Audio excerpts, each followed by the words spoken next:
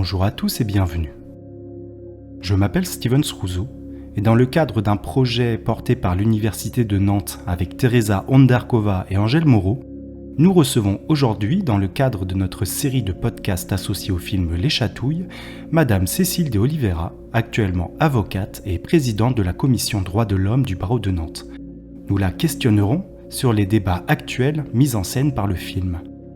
Madame de Oliveira, bonjour. Bonjour. Vous avez à cœur la défense des victimes et des personnes défavorisées. Avec le hashtag #MeTooInceste et les dénonciations massives des violences faites aux enfants, des milliers de personnes ont osé prendre la parole pour révéler l'ampleur de certains récits familiaux. Ils lèvent aujourd'hui leur parole pour faire reconnaître légalement l'imprescriptibilité des violences sexuelles sur mineurs et un seuil d'âge de non-consentement à 15 ans ou 18 ans en cas d'inceste.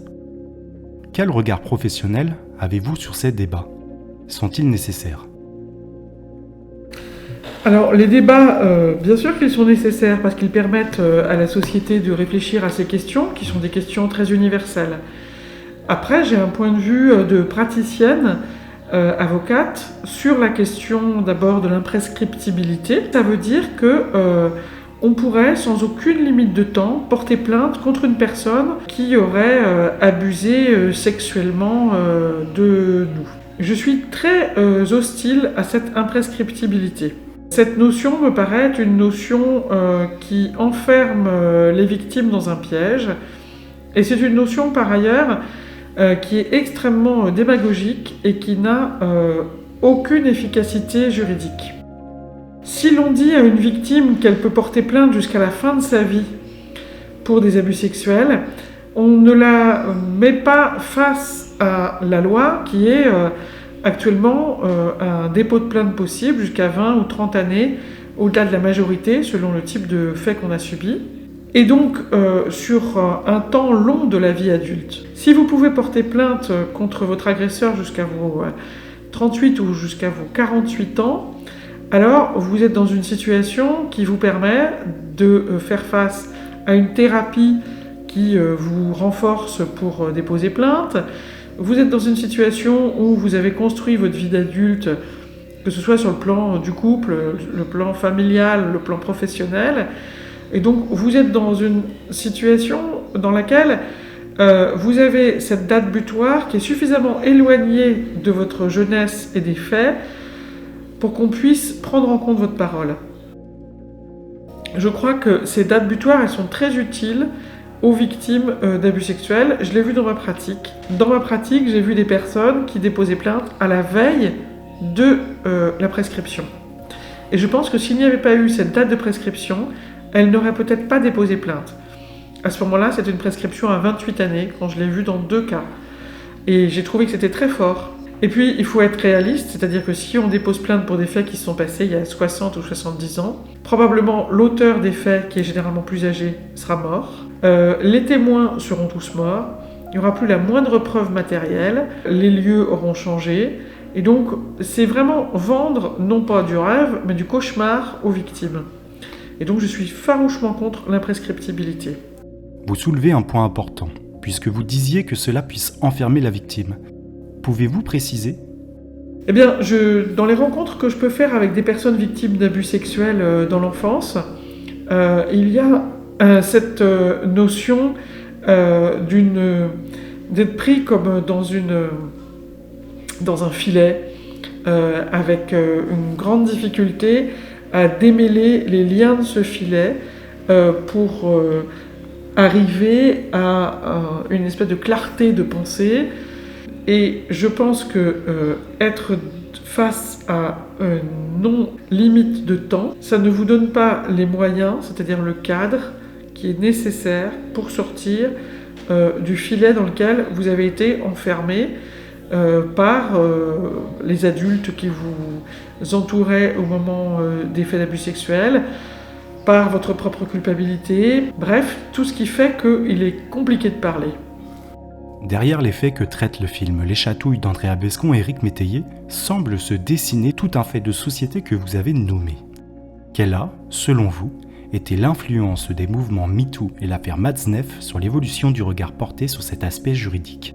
Alors, c'est vrai que le hashtag MeToo et l'affaire notamment Gabriel Matzneff a révélé à l'opinion publique quelque chose qui était peut-être mal connu, qui était que de nombreux enfants sont victimes d'abus sexuels et quel que soit le milieu social.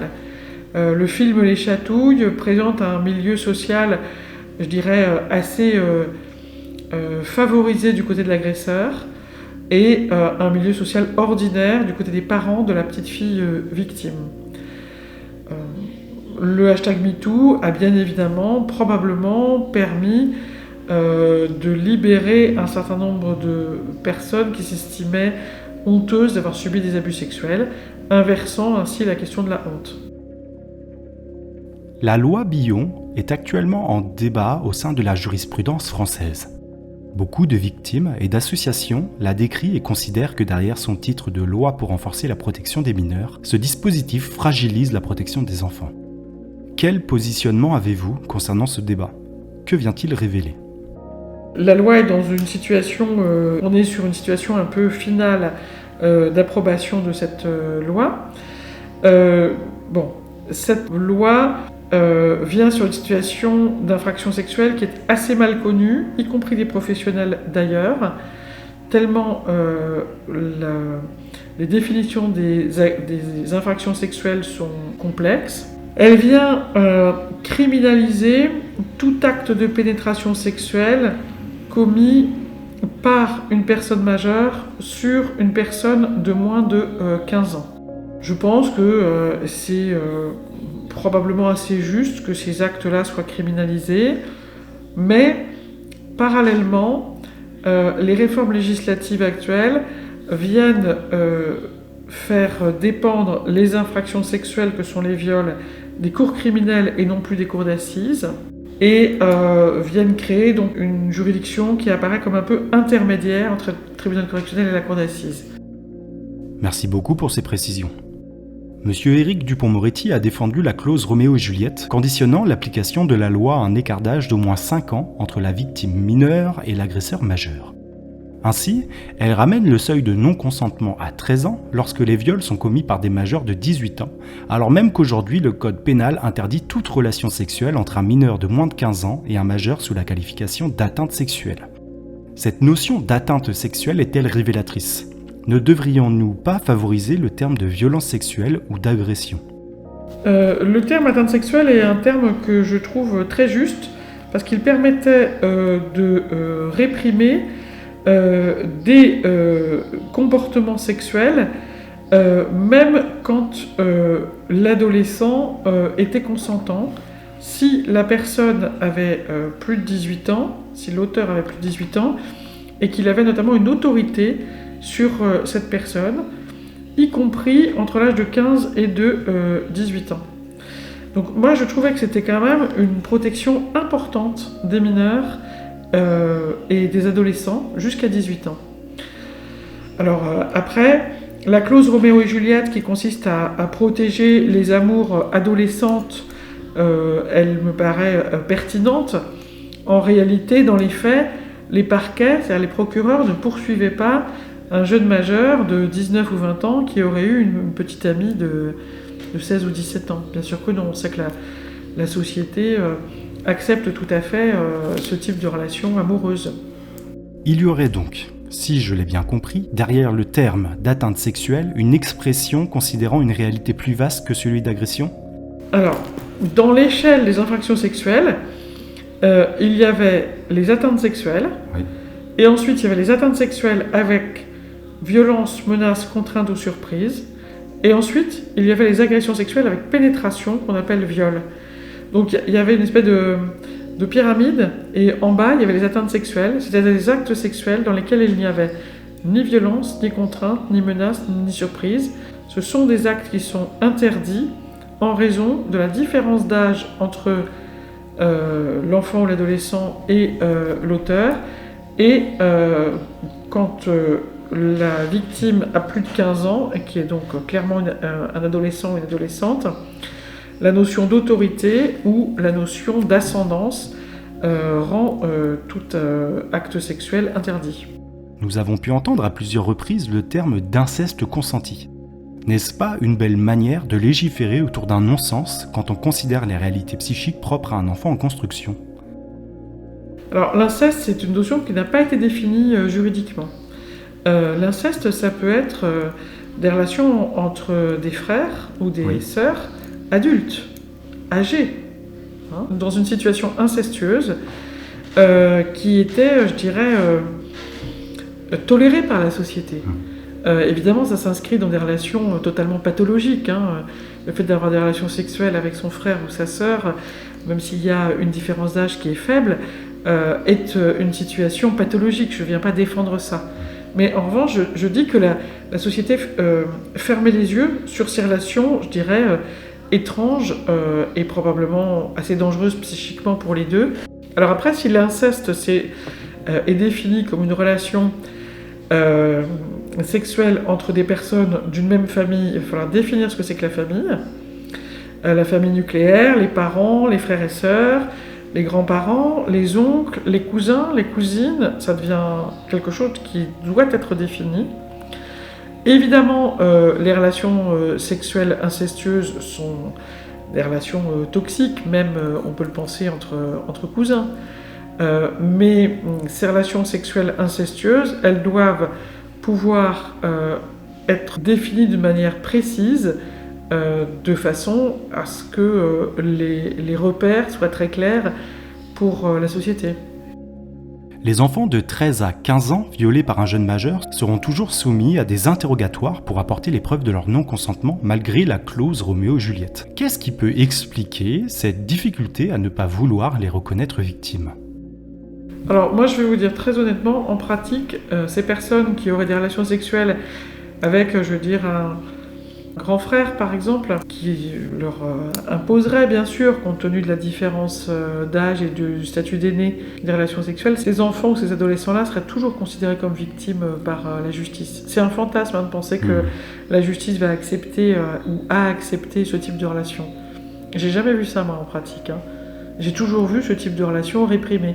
J'ai vraiment eu le sentiment qu'on se trompait un peu de débat sur ce sujet, parce que ça fait longtemps qu'on reconnaît la contrainte morale comme étant une des circonstances qui rend l'atteinte sexuelle une agression sexuelle, et donc ça fait longtemps que ces relations-là sont prohibées. Violence, contrainte, menace ou surprise. Et donc dans la contrainte, il y a la contrainte morale liée à notamment un statut d'aîné et à une forme d'autorité où la contrainte, elle suffisait, contrainte physique ou contrainte morale. En vous écoutant, fantasmes et morale peuvent être liés. Quel est le poids des réseaux sociaux face aux fantasmes que vous évoquez ? Je trouve qu'il y a eu beaucoup d'agitation et on peut dire beaucoup d'excitation autour de ces questions qui ont apporté des réponses quelquefois confuses et qui sont venues, je trouve, perturber le débat sur des questions qui doivent se discuter sereinement. Les réseaux sociaux ont certainement eu le mérite de permettre à un certain nombre de gens de parler, de se libérer, mais ils peuvent véhiculer aussi des calomnies, ils peuvent véhiculer aussi des informations inexactes et une espèce de militantisme anonyme qui peut être très désagréable. Avant de terminer notre échange, j'aimerais revenir sur une notion sujette à controverse. Lorsqu'est abordée la question relative à la parole de l'enfant, est parfois utilisé le syndrome d'aliénation parentale conceptualisé par Richard Gardner. En France, une notice sur le site du ministère de la Justice mettant en garde contre son utilisation a été publiée à la demande de Laurence Rossignol. La théorie initiale de Gardner et les recherches qui y sont liées ont été critiquées par des juristes et des spécialistes de la santé mentale pour leur manque de fiabilité et de validité scientifique.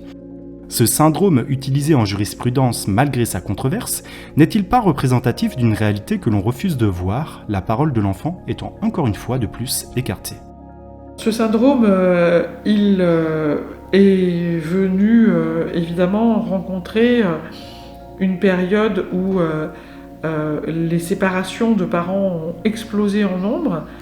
Il existe des parents très manipulateurs, il existe des parents très pervers, évidemment. Et il existe des parents qui ont des capacités de manipulation de leurs enfants majeurs. En revanche, Il est quasiment impossible, à mon avis, de convaincre un enfant de porter une fausse accusation contre l'autre parent et de tenir sa parole sur un temps long avec des interlocuteurs différents. Et ça, c'est ce qui me paraît important à retenir, c'est que la parole de l'enfant, elle n'est pas sacrée. Il y a des enfants qui sont des menteurs, comme des adultes qui sont des menteurs. Mais révéler quelque chose d'aussi difficile devant des interlocuteurs différents, dans des lieux différents, à des âges différents, ça, c'est quasiment impossible. Pouvez-vous nous dire quelques mots sur l'importance pour vous qu'un film comme Les Chatouilles peut constituer pour le public ? Le film des Chatouilles, il a une importance haute parce qu'il vient parler de sujets qui sont très justes et très universels pour les enfants qui ont été victimes d'abus sexuels.